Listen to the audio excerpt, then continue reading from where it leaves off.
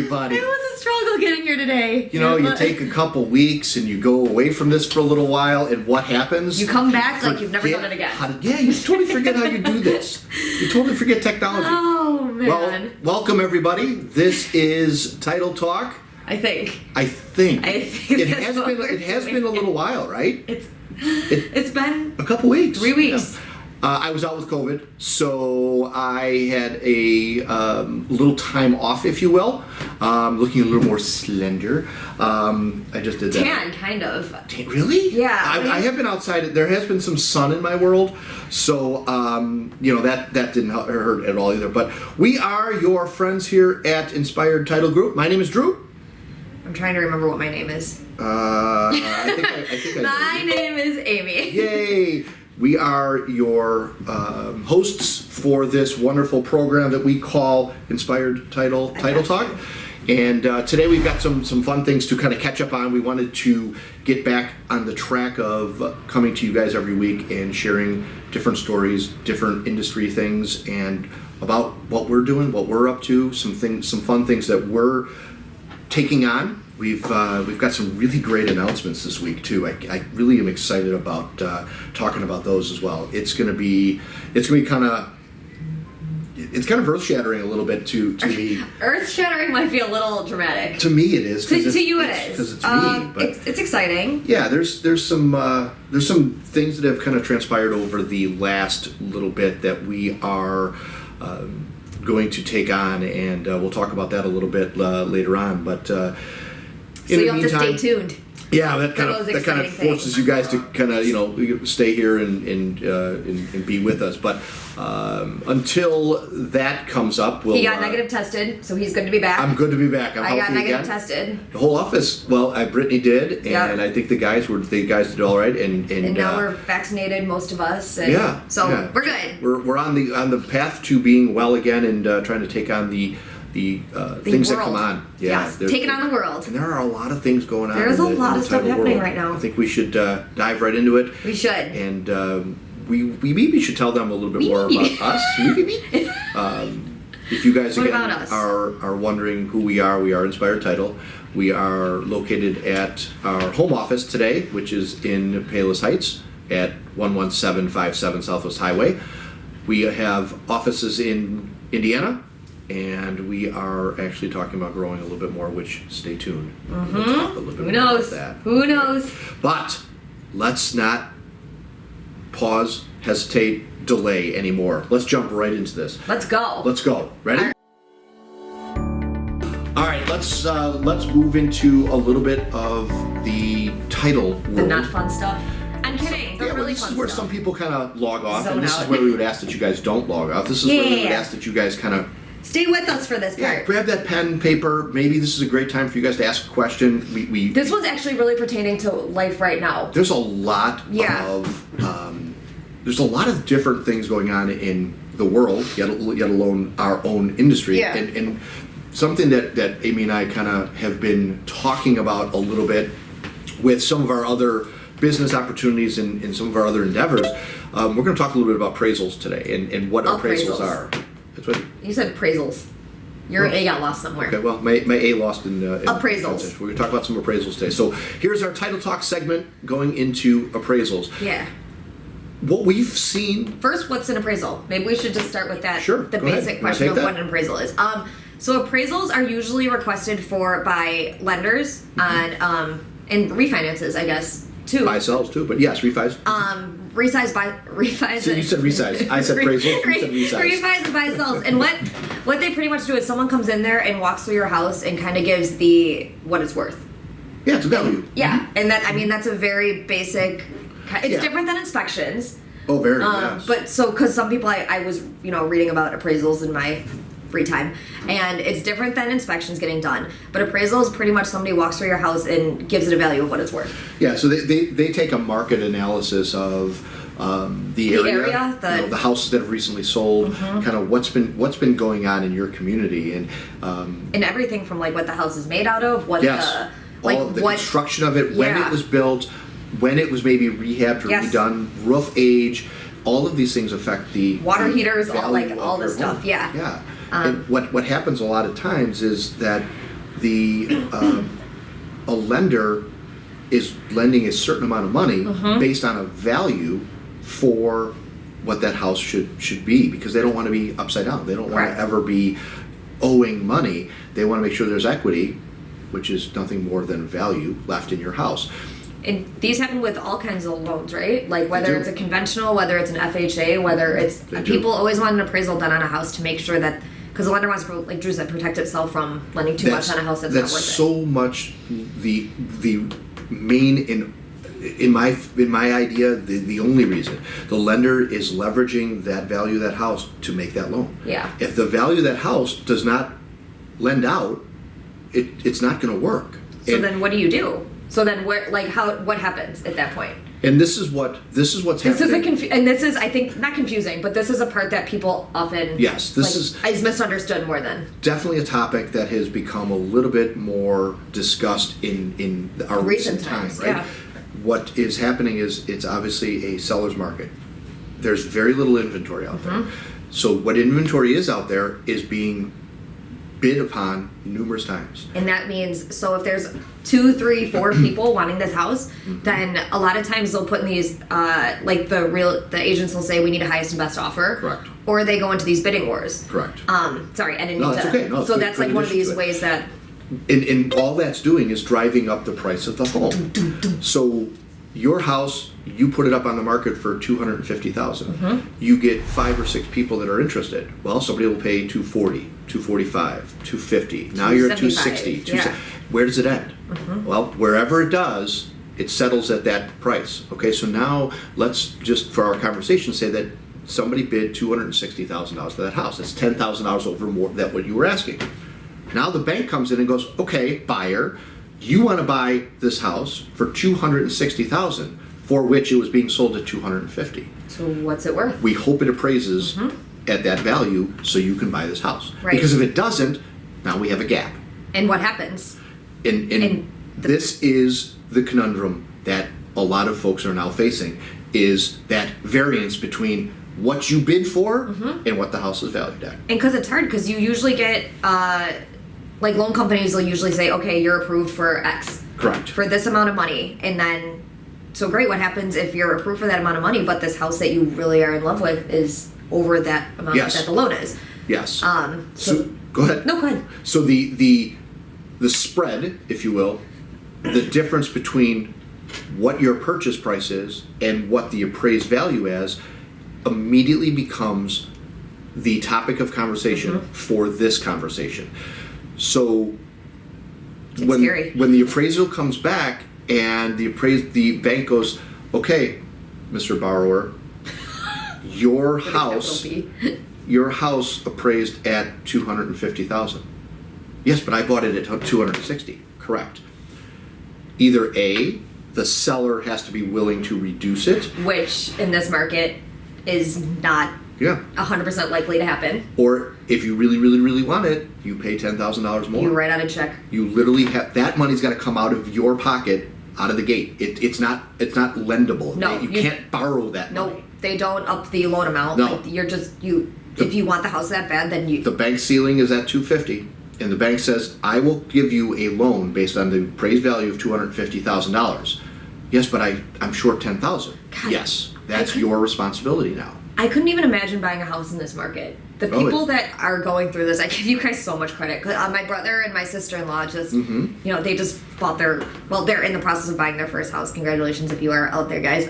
But, you know, it's just like every step you feel relief for getting through it, but then there's something else that, you know, you're waiting to do. So luckily they just got their appraisal done on their house like a week and a half ago, and it came back. So Yeah. because I mean, legitimately, you're holding your breath for a week until you make sure this number matches, because you know Wow. they were saying like, okay, we can shoot the gap, but like, is that something we want to do? Correct. Knowing that the house is only worth, you know, $250 or that $250 that you were talking about, but we're paying Right. $275 for it. Is it worth it, or do we Yeah. scrap it and go back to square one? And this is the uptick of what happened in the crisis of 2006, 7, and 8 yeah. is the appraisers were over appraising Over-appraising. the houses to make the loans, right?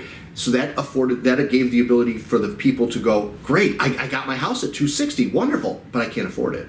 And now they started defaulting on their loans. Now the bank is truly upside down because the appraisals were wrong. Yep. When I say wrong, they were not accurate to the point of saying that 20 house was over, 250,000. Yeah. So that started that kind of trickle down effect where the market had to correct. And the market always does correct, which is also a very, very strange thing that I'm kind of discovering in real estate and titles and everything. Like, the market changes. Like, I just get comfortable in the part of my job that I'm doing. Refis have been huge. Like, during COVID times, there's been so many refinances.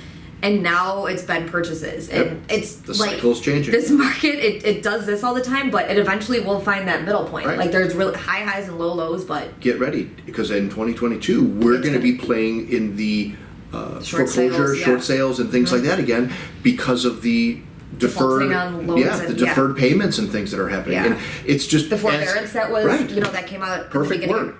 And it's something well played. It's something we're going to, as a title company, we have to roll with these changes. We have to adapt to all of these different industry-driven things that are happening. And some title companies get obliterated by this stuff.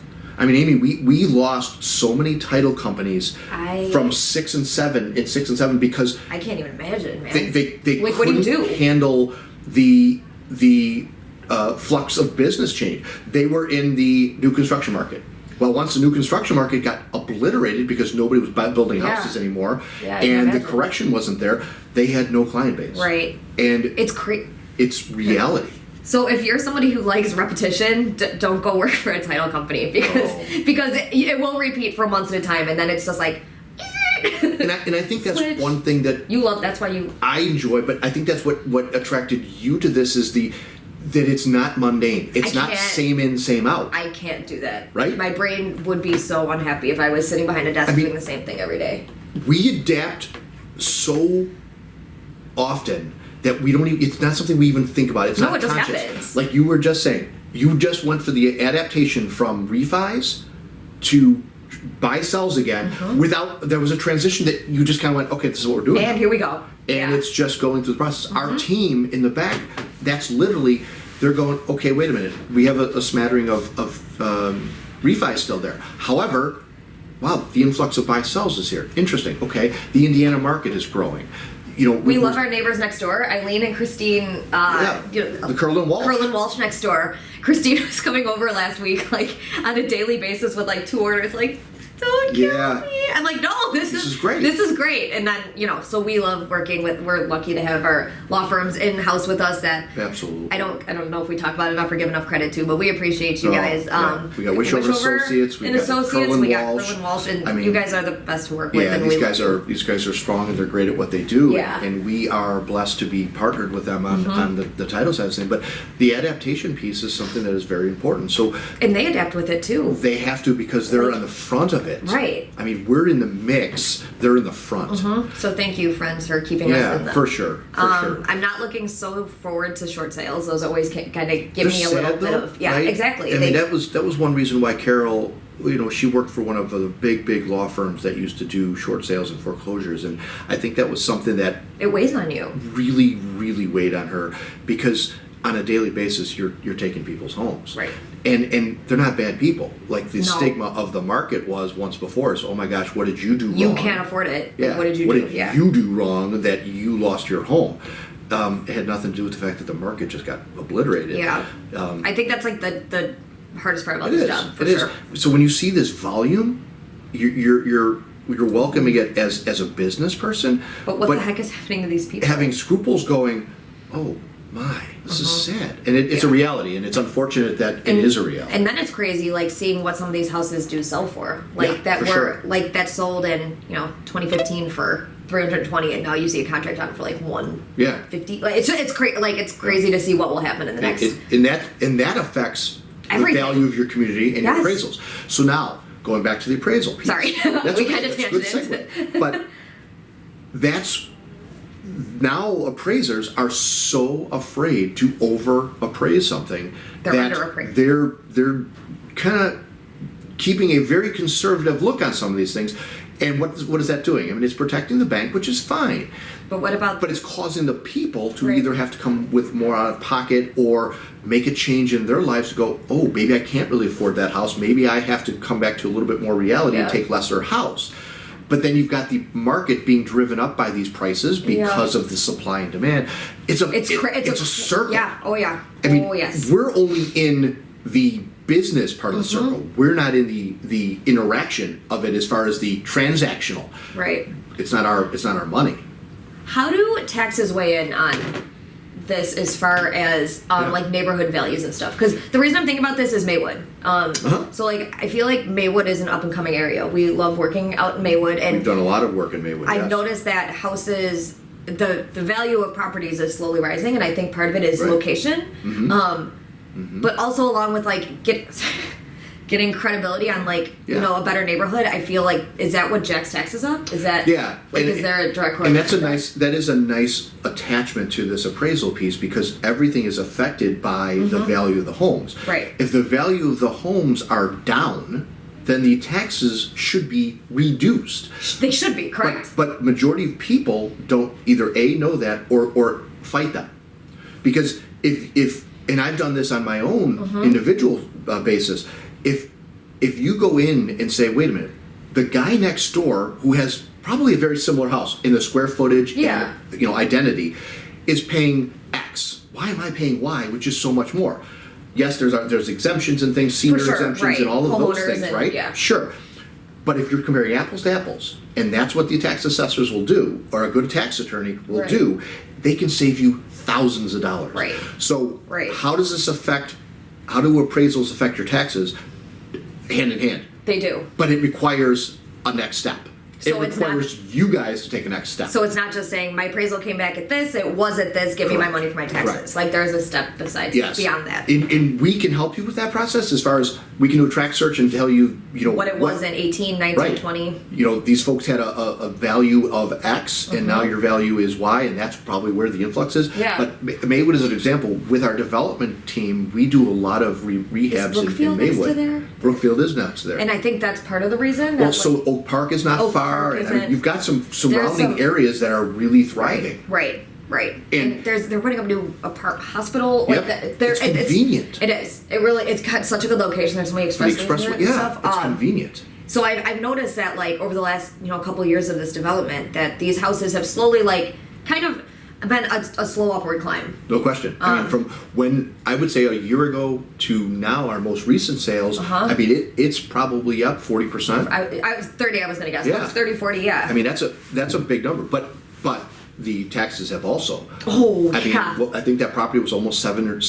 75 is what I was gonna say. Yeah. $7,500 for a property in Maywood for your taxes. I mean, that's 20 almost unheard of. 2,400. I mean, not it's a good size, really good Yes. size, but not like a 8,000 square foot No, mansion. and Yeah. it's crazy, but like Amy said, the values have gone up. There's been a lot of change in there for the good as far as the remodeling and bringing these homes Oh my gosh, back up. I love It's- driving through that neighborhood it's just compared to what it was 2 years ago. And I think what's exciting about that is being a part of it. yes. And- Drive through Maywood and look for blue doors. Yeah, blue doors are indicative of Amy's inspired development team. So, and that goes with what we were talking about a little bit earlier when you were talking about the building that we saw that was Yes. haunted and things. It was haunted. We are really actively trying to work in the community with every business that we're part of. I mean, Inspired Title brand, Inspired brand, Inspired I guess, brand, right? yeah, Inspired business. Inspired Title is giving back as much as we can to the community and doing these different reach out things and doing these different things. Inspired Development has been partnered up with some really wonderful opportunities. Some great people. And had some really wonderful connections and contacts that have afforded us the opportunities and the abilities to work in Maywood, work in this city of Chicago. We were in Englewood yesterday afternoon, No, I don't go and there last it night. was an opportunity to take two buildings totaling 13 units 13 units. that we are looking at rehabbing, and the Black Coalition for Housing is going to be the potential owner of this property, and this is something that we're partnering up with the Black Coalition of Housing to do a inspired development, giving back to the community and making some affordable housing in these things. Just don't go in the basement These buildings by yourself. are beautiful. Oh my god, I cannot. It actually makes my heart sad, like driving through that neighborhood and like seeing how many gorgeous brick buildings are there, and how many have boarded up windows. It's the city and like surrounding villages are like screaming, "Help me!"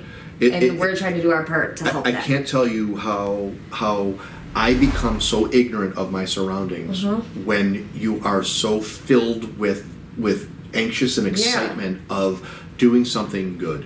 And we were walking through these buildings and these different units and looking at the potential. And we had our contractor in there, and our partner with the Black Coalition has just given us the blessing and the push to doing this, and I'm so thankful for that opportunity.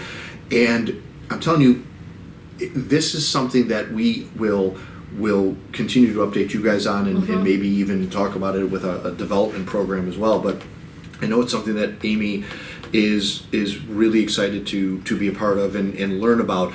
The whole development world is remarkably different than it once was. I'm going to speak about my age a bit and show that based on just development and what's happened over the time, but I'm trying to teach Amy and Ryan and a few other team members that the developing world today is so much different than it was when I was a young apprentice and such. It is so competitive right now, but not is it competitive because of people, because of cost base. Oh my lord. Yeah, Lumber material cost base holy is just crap. Incredible. It's up 400%. 400% is the number. Lumber, wood. One piece of wood. Wood, yes. Plywood, all of this. Like an example that I gave yesterday was $936 for the material for a deck in April of 2020. That same material, identical. I have a bid that I looked at is $3,600. It's 4 times greater. I mean, it's insane. Like that is absolutely insane. It's supply and demand. It's all the DIY folks who have been home with COVID are doing all these projects, and there's not enough supply coming in, and the demand for it because of these home projects. And the unfortunate part is it's going to trickle down, and unfortunately it's going to start affecting the consumer. Not the consumer being the DIY project buying them. It's going to be the consumer, the buyers, who now we can never. And this tag that on. Correct. That's an interesting point that you were talking about. Right? Like people will spend more money for better countertops or for nicer floors. Right. You're not gonna. The consumer shouldn't have to pay more money for lumber. For a 2x4, right? For a 2x4, but then how do the developers, the builders? I can't share that cost with you as much as I'd like to. You can't say, okay, here's your $200,000 house plus I need another $40,000 for lumber. Correct. It's unfortunately gonna falsify the values again. Before it was over appraisals. Now it's overpricing of materials. So we developers go in and say, all right, the bid for this house is $300,000, when that house was probably $260,000. Yeah. So that $40,000, I can't add on the price of the house at the end. I can't, and I wouldn't, because nobody buy it. So where does that get absorbed? What happens? And that's. Stay tuned. Yeah, as soon as I find out the answer, then I'll be happy to share it. But crazy. It's the dilemma that we're up against. But so we're doing wood. We're doing reclaimed stuff. Like for instance, we do this building. Okay, whatever we take out of there, we will try to repurpose for the savings cost and for the keeping the prices down so we can make these things affordable. Our goal is not to gouge the market. Right. It's to run a business. It's to provide a product, a service that is of good quality. I mean, it's no different than a person working in a store saying that I've got these items for sale and I'm going to now, just because, mark them up 400%. And feel okay about it. And everyone's okay with it. Yeah. Because what do you do about it? I have too many scruples that I care about that stuff. And I want to lay my head on my pillow at night and feel comfortable and feel safe about our business practice and what we do. And there are gray areas everywhere, and you know, my life is black and white. My eyes are gray because of color blindness, but I don't ever want to, you know, overstep some of these boundaries, because now you've just lost your credibility, and that's all we have as business. And you would lose your Amy too, because you know, I don't like, it's one of my things that it's credibility, it's your name, and we've lost contractors for that exact reason, because of just, you know, uncool business practices that just don't align with us. No. So the appraisals and the taxes and all of these different fees and expenses that we talk about all affect you as the consumer, and it's something that I think is important for you guys to understand and know that it's in the industry. It's not just you. It's not just happening to your house, and people are fighting this whole battle of, well, I can't. Every time I try to go buy a house, it's more expensive. Yes, but guess what? You probably just sold yours for more money too. Right. It's not one-sided. It's on both sides of the ledger. If you sold your house, you made more. So if you're going to pay more for that next one that you buy, it's okay. I mean, realize it's same. Now, renters or first-time homebuyers, a little different. I get it. But first-time homebuyers don't know that difference. Yeah, exactly. No disrespect to that. It's not fair that as a first-time homebuyer, your average house value is $250,000. Tell me that doesn't suck. Right. I mean, at my first house couldn't spend $200,000 for a house. Yeah. Right. It's not feasible. These kids today, the generation today, is in that rental world. But exactly. But what happens there? They just jack the rent number. Right. Because of everything else going up. So the landlords are going, yeah, this is $1,500 to rent this. $1,500 for what? That's more than my mortgage. Yeah, it's a cube. It's insane. Yeah, it's absolutely insane. So we get very, very passionate about this and very charged by it, because there's a lot of things in the industry that just make you scratch your head, and there's a lot of no good doers instead of do-gooders, no good doers that are out there that you just watch their business practice and you're going, what? They're making a lot of money, but I'm not. No, that's not okay. Because they're going to get that. They're going to get theirs, and we kind of cut our ties with that and turn another direction and go, hey, I want to do this differently. So we've definitely adapted. You know, Amy adapts every day here in the business as to what is fed and deals with what that is that she's going to be doing, and happily we bring it to the attention of you guys as the listener and consumers to say, hey, this is what the industry's given us. This is what we're talking about. This is what's happening. So we're thankful for you guys as listeners. We're thankful for our clients and all the support that we get. And there's a lot of great opportunities that we have been really blessed with and afforded. And I definitely am a firm believer of giving back. You know, you get yours in return for sure. So we're going to continue to do that. Nothing is going to stop me from doing that and those ideas and processes. So no, sir. You have anything else to add to that before we move on? I think that was a pretty good one. Yeah. So we thank you guys for listening to our title talk right there. That is a little bit about appraisals and some industry news and what's happening going on. And we can sit here and talk about this for hours because there's just so much going on. So let's wrap this up and let people get on with their lives. Amy, what do you got for your quote of the day? I'm sorry, did I give you the opportunity to talk about any other Inspired Title? I think these are the big ones. We did our blood drive. We talked about that a while ago. We did do the blood drive. Yeah, I passed out, but... Yep, I think we did talk about that. I'm here to tell the story. Sorry if we're repeating ourselves. It's just been so long. But I did go to the doctor, and I was able to give blood and did not pass out. Yeah, but you didn't give a lot of blood. Yes, right. But you know what? Still good. It was good that you did it. Yes. And, I mean, so you're 50%, and that'll get you into the Hall of Fame. 50%? You've gone twice. You've only passed out once. You're 50%. So you're okay. I mean, it gets you into the Hall of Fame. If you go 3 times and you pass out once, you're batting .333. Okay, you're stop. Still. So that was our March give back. That's what we did in March. So yeah, stay tuned for what's going to happen throughout the rest of the year. Actually, we did it in April. We just did it. Was that April? Yeah, because we're going to tie pause. This year, man, is like... So we're going to... I'm still out there looking for mentoring somebody in the business, and that's something that we're still working on. We're going to have a guest next week. I've already talked about that and lined it up. So we'll have a guest next week. We're gonna we have Appraisals going to come back in a couple weeks to talk. We have a fun day tomorrow.